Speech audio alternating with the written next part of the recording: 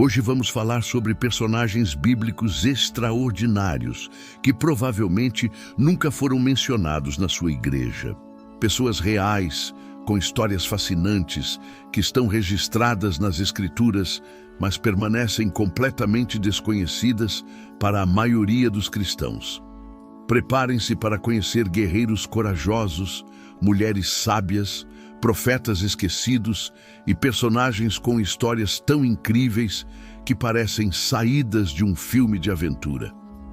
Mas tudo isso está na Bíblia, esperando para ser descoberto. Vamos começar nossa jornada pelos corredores esquecidos das Escrituras Sagradas. Benaia, filho de Joiada, é mencionado em 2 Samuel 23, 20 e 23, e sua história é simplesmente incrível. Este homem foi um dos 30 valentes de Davi e realizou feitos que desafiam a imaginação. A Bíblia nos conta que Benaia desceu a uma cova em um dia de neve e matou um leão. Imaginem a cena. Um homem, armado apenas com uma lança, enfrentando um leão feroz em condições climáticas adversas. Mas isso não é tudo. Benaia também enfrentou um egípcio gigantesco que estava armado com uma lança. Benaia desceu até ele com apenas um cajado, tomou a lança da mão do egípcio e o matou com sua própria arma. Que coragem extraordinária! Por causa dessas façanhas, Davi o colocou sobre sua guarda pessoal. Benaia era tão respeitado que mais tarde se tornou comandante do exército de Salomão. Um verdadeiro herói de ação das Escrituras que poucos conhecem. Agora vamos conhecer Hulda, uma profetisa mencionada em 2 Reis 22, 14 e 20. Durante o reinado de Josias, quando foi encontrado o livro da lei no templo, para quem vocês acham que o rei enviou seus oficiais para consultar a Deus? Não foi para Jeremias, que estava vivo na época. Foi para Hulda. Esta mulher extraordinária vivia no 2º bairro de Jerusalém e era reconhecida como porta-voz legítima de Deus.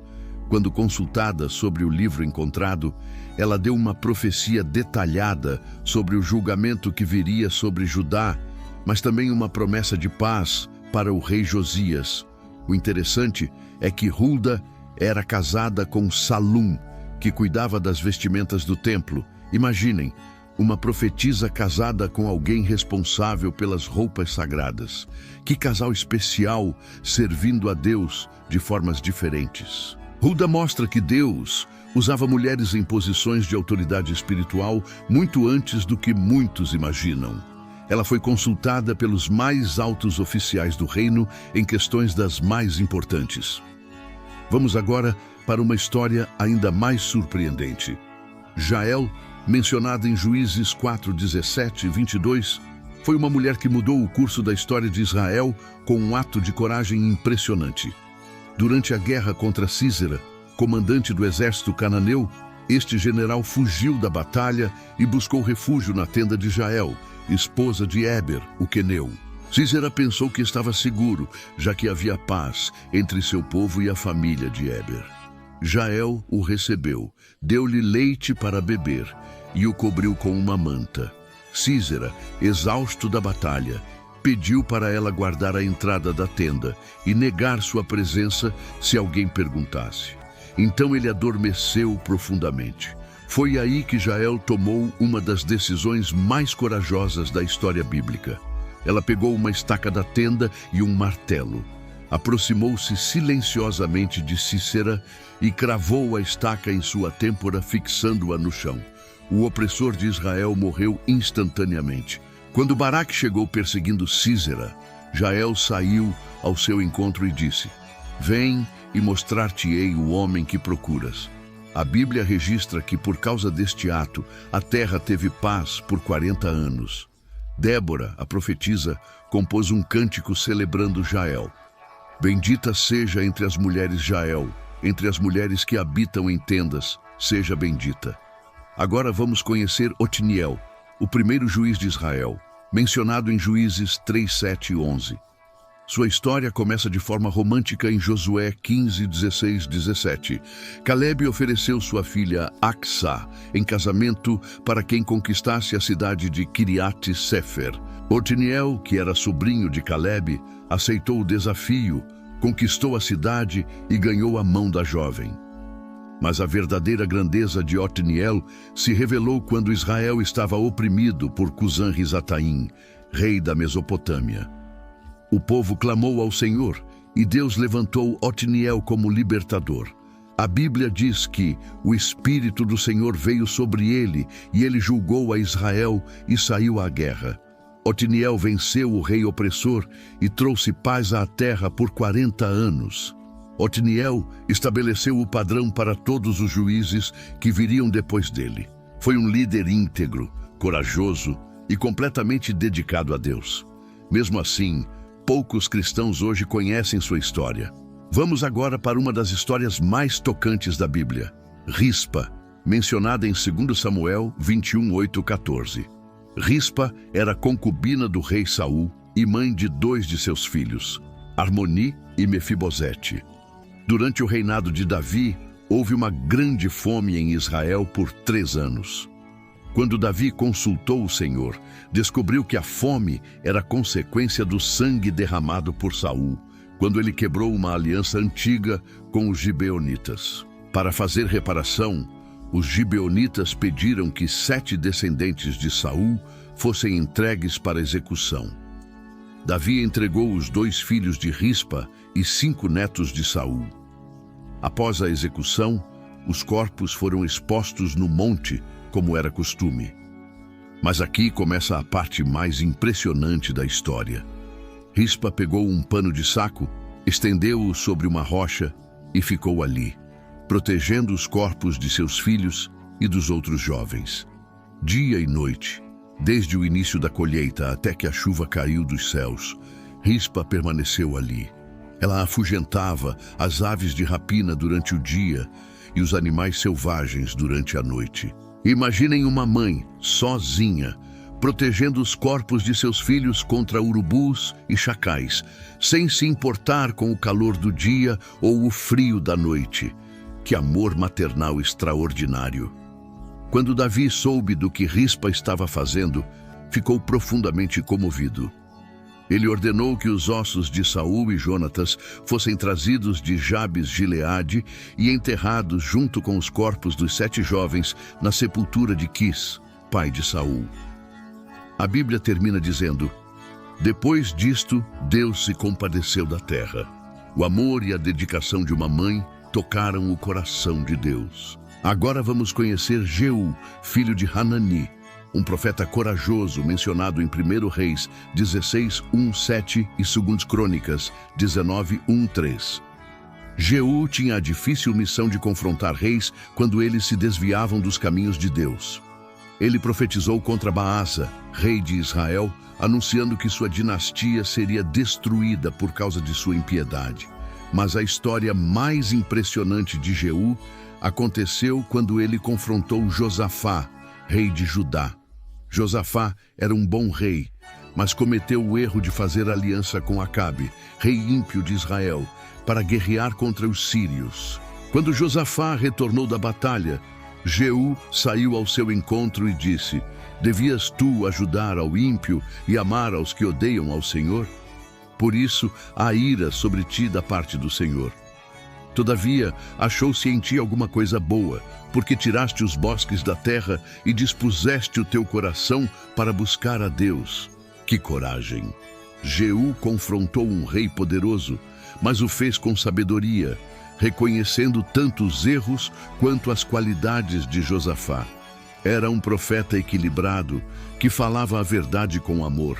Vamos agora para a história de Jonadab, filho de Recabe, mencionado em 2 Reis 10, 15 e 23, e todo o capítulo 35 de Jeremias. Jonadab foi o fundador de uma família que se tornou exemplo de fidelidade e obediência por mais de 200 anos. Ele estabeleceu para seus descendentes algumas regras simples: não beber vinho, não construir casas, não plantar vinhas, não semear sementes, mas viver em tendas. O interessante é que Jonadab aparece primeiro ajudando Jeú, rei de Israel, a eliminar o culto a Baal. Ele era um homem dedicado à pureza espiritual e queria que sua família permanecesse separada das influências corrompidas da sociedade. Mais de 200 anos depois, durante o ministério de Jeremias, Deus mandou o profeta testar os descendentes de Jonadab. Jeremias os levou ao templo e ofereceu vinho para eles beberem. A resposta deles foi admirável: não beberemos vinho, porque Jonadab, filho de Recabe, nosso pai, nos deu ordem dizendo: nunca bebereis vinho, nem vós, nem vossos filhos. Deus usou a fidelidade dos recabitas para repreender o povo de Judá. Os filhos de Jonadab, filho de Recabe, cumpriram o mandamento de seu pai. Mas este povo não me obedece. Como recompensa pela fidelidade, Deus prometeu que nunca faltaria um descendente de Jonadab para servir diante dele. Que exemplo extraordinário de obediência familiar!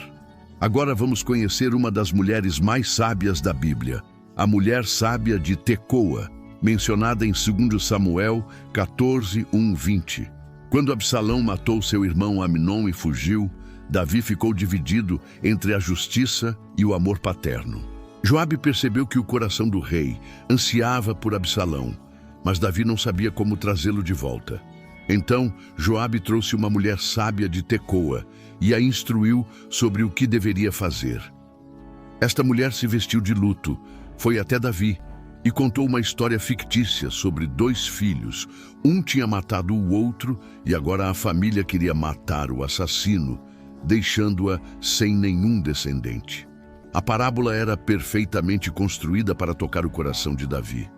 Ela argumentou com tanta sabedoria sobre misericórdia, perdão e preservação da família, que Davi ficou completamente convencido.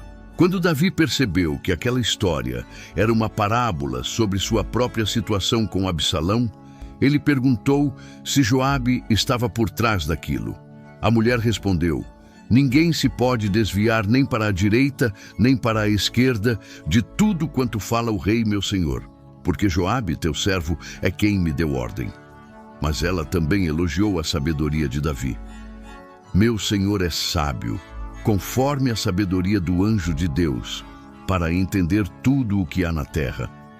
Esta mulher anônima demonstrou inteligência, coragem e habilidade retórica extraordinárias. Ela conseguiu influenciar uma decisão real usando apenas palavras sábias. Vamos agora para a história de Simei, o cusita, mencionado em Jeremias 38, 7, 13. Sua história mostra como Deus usa pessoas improváveis para cumprir seus propósitos.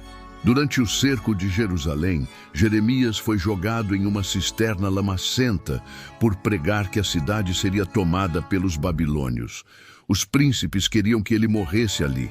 Foi então que Simei, um eunuco etíope que servia no palácio real, tomou uma atitude corajosa. Ele foi ao rei Zedequias e disse: Rei, meu senhor, estes homens fizeram mal em tudo quanto fizeram a Jeremias, o profeta, lançando-o na masmorra, onde morrerá de fome. O rei deu ordens para Simei retirar Jeremias da cisterna. Simei pegou 30 homens, trouxe cordas e trapos velhos e, com muito cuidado, retirou o profeta da lama. O interessante é que Simei não apenas salvou Jeremias, mas teve o cuidado de mandar que ele colocasse os trapos debaixo dos braços antes de puxar as cordas, para não machucá-lo. Que gentileza e consideração! Um eunuco etíope, estrangeiro e provavelmente escravo, teve mais compaixão pelo profeta de Deus do que os próprios príncipes de Judá. Deus usou um outsider para salvar seu porta-voz. Agora vamos conhecer Aitofel, mencionado em 2 Samuel 15, 12, 17 e 23. Ele foi conselheiro de Davi, mas sua história é trágica e instrutiva. A Bíblia diz que o conselho de Aitofel era tão respeitado que era como se alguém consultasse a palavra de Deus. Tanto Davi quanto Absalão buscavam sua sabedoria. Mas quando Absalão se rebelou contra Davi, Aitofel se juntou à conspiração. Alguns estudiosos sugerem que ele pode ter feito isso porque era avô de Batseba e nunca perdoou Davi pelo que aconteceu com ela e Urias. Aitofel deu 2 conselhos a Absalão. Primeiro, que ele deveria tomar as concubinas de seu pai publicamente para mostrar que a ruptura era definitiva. Segundo, que deveria perseguir Davi imediatamente com apenas 12.000 homens, enquanto ele estava cansado e desanimado. O primeiro conselho foi seguido, mas Husai, o arquita, que era espião de Davi, conseguiu convencer Absalão a rejeitar o segundo conselho. Husai sugeriu que Absalão reunisse todo Israel antes de atacar. Quando Aitofel viu que seu conselho não foi seguido, ele soube que a rebelião estava condenada. A Bíblia registra: vendo, pois, Aitofel que não se havia seguido o seu conselho, albardou o jumento, e se levantou e se foi para sua casa, para a sua cidade, e tendo posto em ordem a sua casa, se enforcou e morreu. Que tragédia! Um homem de grande sabedoria, mas que escolheu o lado errado e não conseguiu viver com as consequências. Finalmente, vamos conhecer Hur, mencionado em Êxodo 17, 8, 16 e 24, 14. Hur é um dos personagens mais subestimados da Bíblia, mas teve um papel fundamental na história de Israel. Durante a batalha contra os amalequitas, Moisés subiu ao monte com a vara de Deus na mão. Enquanto suas mãos estavam levantadas, Israel prevalecia. Quando elas desciam, Amaleque prevalecia. Quando as mãos de Moisés se cansaram, Hur e Arão tomaram uma pedra, colocaram-na debaixo dele para que se assentasse, e cada um segurou uma das mãos de Moisés até o pôr do sol. Israel venceu a batalha. Mais tarde, quando Moisés subiu ao Monte Sinai para receber as tábuas da lei, ele deixou Arão e Hur no comando do povo, dizendo: quem tiver alguma causa, chegue-se a eles. Hur era um homem de confiança, alguém que Moisés podia deixar no comando de toda uma nação. Ele não buscava os holofotes, mas estava sempre presente quando era necessário. A tradição judaica diz que Hur era marido de Miriam, irmã de Moisés, e que foi morto pelo povo durante a confecção do bezerro de ouro por tentar impedi-los. Verdade ou não, Hur representa aquelas pessoas fiéis que sustentam os líderes nos momentos difíceis. Meus irmãos, essas histórias nos mostram que a Bíblia está cheia de personagens extraordinários que raramente são lembrados. Guerreiros corajosos como Benaia, profetisas sábias como Hulda, mães dedicadas como Rispa, famílias fiéis como os Recabitas, estrangeiros compassivos como Simei. Cada um deles nos ensina algo importante sobre fé, coragem, sabedoria e dedicação a Deus. Eles nos mostram que Deus usa pessoas comuns para fazer coisas extraordinárias e que cada vida tem propósito no plano divino. A próxima vez que vocês lerem a Bíblia, prestem atenção nesses personagens secundários. Suas histórias podem não ser tão conhecidas quanto as de Davi ou Paulo, mas são igualmente inspiradoras e cheias de lições para nossas vidas. Que a paz do Senhor seja com todos vocês. Se este vídeo ampliou seu conhecimento sobre as Escrituras, curtam e se inscrevam no canal para mais estudos bíblicos aprofundados. Compartilhem com aqueles que também querem descobrir os tesouros escondidos da Palavra de Deus. E lembrem-se, a Bíblia é um livro inesgotável. Sempre há algo novo para aprender e pessoas incríveis para conhecer. Até o próximo vídeo. Continuem estudando e crescendo na fé.